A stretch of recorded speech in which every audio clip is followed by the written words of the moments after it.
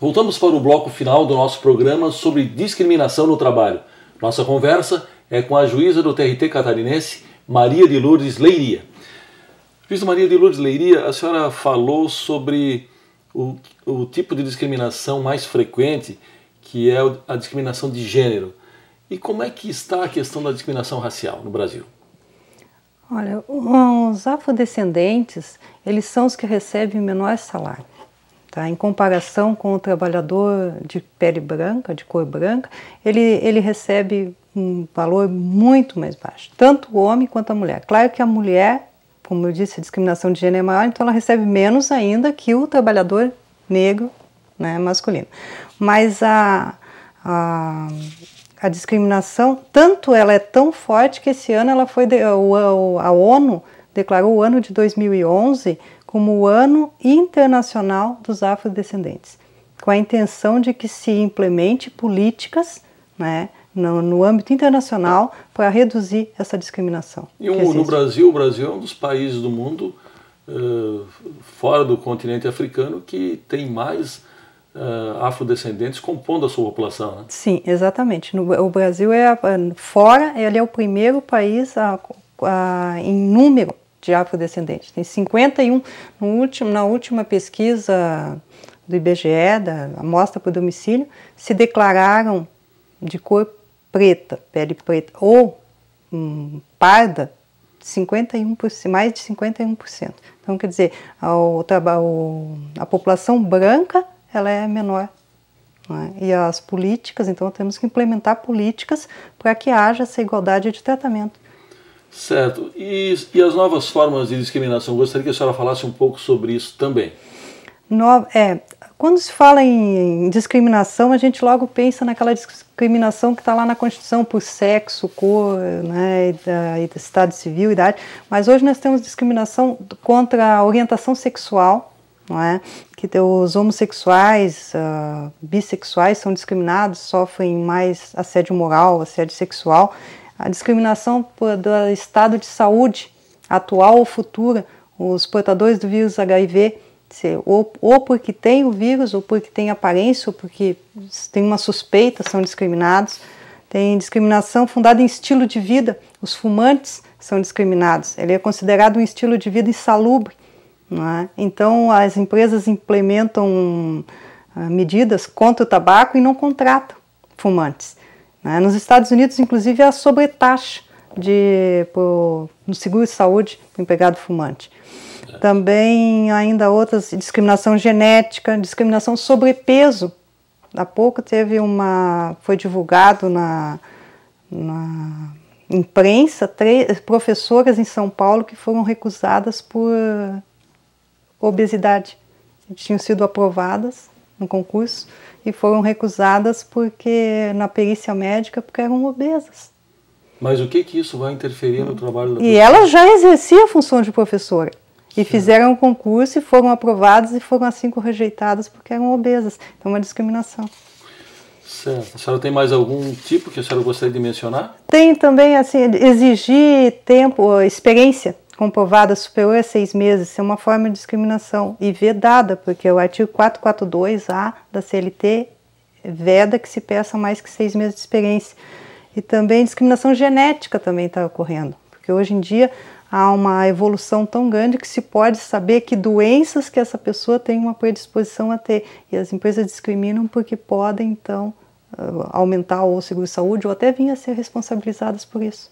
Isso é o cúmulo da sofisticação da discriminação. Exatamente.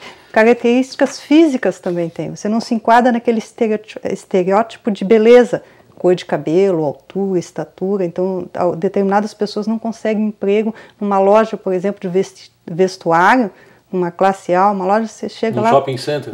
Todo mundo bonito, todo mundo alto, todo mundo magro, todo mundo loiro... Entende? Essa é discriminação, não é possível que... Não é por acaso. Não é possível que numa vaga para atendente numa loja de balconista só se apresentou gente com essas características. Claro.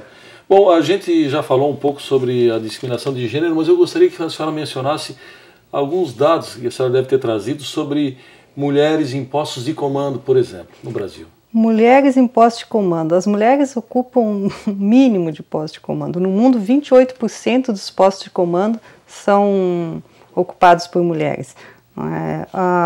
As mulheres, normalmente, elas ocupam até a gerência, o chefe de setor, mas não chega a diretor. Uma vez até fui num evento que era em Blumenau, era a única mulher, perguntei, era diretores da empresa, perguntei onde estão as mulheres. O diretor me explicou, não, temos muitas gerentes e muitas chefes de setores. Menos diretor. Diretora nenhuma. Certo. E na política?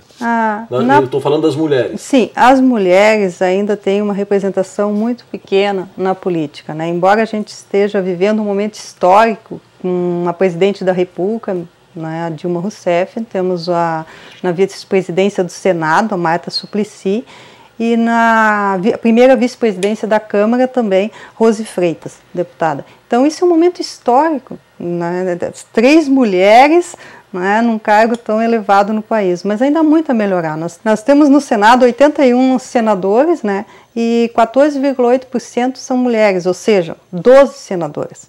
Tá? Na Câmara, a situação é pior. Pior ainda. O índice, né? Na Câmara nós temos 8,5% dos deputados federais, de 513 são mulheres, ou seja, temos 44 deputadas, e aqui em Santa Catarina são 5 deputadas, 12,5% dos 40 deputados. Certo, para finalizarmos aí na questão da discriminação, eu gostaria que a senhora falasse um pouquinho sobre a discriminação por idade. Por idade. Os jovens, né, eles são discriminados tanto pela idade, justamente para entrar no mercado de trabalho, quanto o tipo de contrato que é ofertado para eles. São ofertados contratos temporários, né, é pago um salário pequeno. A OIT estima que em 2020 haverá 106 milhões de jovens de 15 a 24 anos. Então, 2 milhões a mais do que se tem hoje. Né? Então, precisa haver uma política para inserir esse jovem no mercado de trabalho, senão o desemprego que hoje, o jovem tem um desemprego 3 vezes maior que o trabalhador adulto. Certo. Então, precisa melhorar muito. Claro, nós poderíamos ficar mais umas 2 horas, pelo menos, falando sobre esse tema, mas, infelizmente, o nosso tempo se esgotou. Eu gostaria que a senhora fizesse a sua conclusão. Acho que precisa fazer muito ainda para a gente atingir a igualdade de tratamento, né?